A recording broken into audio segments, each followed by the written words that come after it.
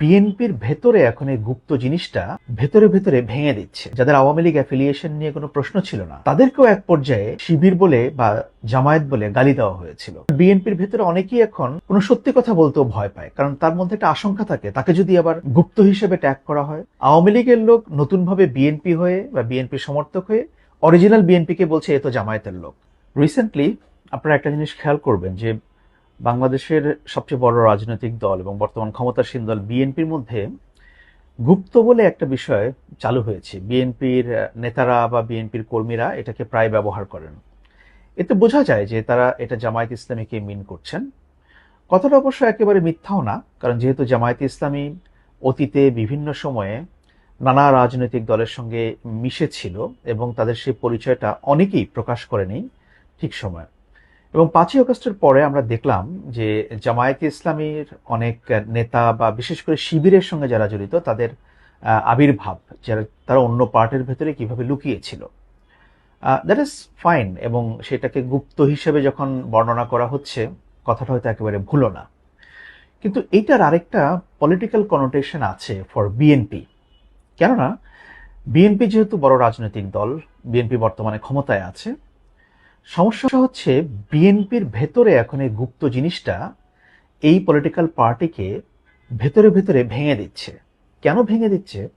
কারণ বিএনপির অনেক নেতা কর্মী, ছাত্রদলের অনেক নেতা কর্মী এখন পরস্পরকে গুপ্ত হিসেবে সন্দেহ করে, নানাভাবে তাদেরকে ব্র্যান্ডিং করার চেষ্টা করে, ট্যাগ দেওয়ার চেষ্টা করে। তো এই জিনিসটা কিন্তু খুব একটা ভালো হচ্ছে না।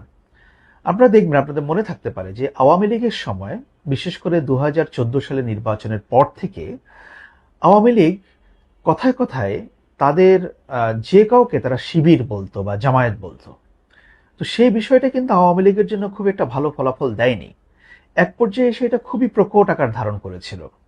একটা উদাহরণ দিয়ে বলি, অনেক বোনাফাইড আওয়ামী লীগের যারা আওয়ামী লীগ করত দশকের পর দশক ধরে, যাদের আওয়ামী লীগ অ্যাফিলিয়েশন নিয়ে কোনো প্রশ্ন ছিল না, তাদেরকেও এক পর্যায়ে শিবির বলে বা জামায়াত বলে গালি দেওয়া হয়েছিল। আমরা দেখতে পাচ্ছি যে বিএনপির বা ছাত্রদলের একজন আরেকজনকে কোণঠাসা করার জন্য, যাতে করে তারা ক্ষমতার কাছাকাছি আসতে না পারে, কিংবা ক্ষমতায় থাকলেও, সরকারে থাকলেও তারা বিতর্কিত হয়ে পড়ে, এই জন্য গুপ্ত হিসেবে তারা বিভিন্ন ইনফর্মাল ভাবে তাদেরকে ট্যাগ করা হয়। এটা বিএনপির রাজনীতির জন্য খুবই নেগেটিভ একটা বিষয় হচ্ছে। এবং যদি এই প্রবণতা চলতে থাকে, তাহলে বিএনপির ভেতরের লোকজন আর বিএনপির ভালো কাজ বা মন্দ কাজ এটার মধ্যে কোনো পার্থক্য করবে না।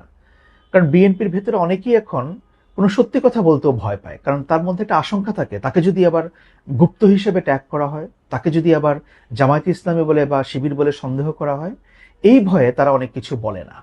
আর যারা সরকারের অংশ হয়েছেন তাদের ক্ষেত্রে একটা ভয় কাজ করে, যদি আমি যদি কিছু করি অন্যরা আমাকে এই ধরনের ট্যাগ দেয়। সুতরাং বিএনপির ভেতরে দলের শীর্ষ পর্যায় থেকে বা নানাভাবে কথাগুলোকে যেভাবে বলাই হোক না কেন, যদি বিএনপি এই ইস্যুটাকে অ্যাড্রেস করতে না পারে বা ক্রমাগত এই কথাটাকে চালিয়ে যেতে থাকে, তাহলে এটা বিএনপি রাজনৈতিক দলের জন্য খুবই একটা অশনি সংকেত হয়ে উঠবে সামনের দিনগুলোতে। আরেকটা বিষয় হচ্ছে, এই সুযোগটা কিন্তু আওয়ামী লীগের লোকজনও নেবে। আওয়ামী লীগের লোক নতুনভাবে বিএনপি হয়ে বা বিএনপি সমর্থক হয়ে অরিজিনাল বিএনপিকে বলছে এ তো জামায়াতের লোক। তো এটা কি ভালো লক্ষণ?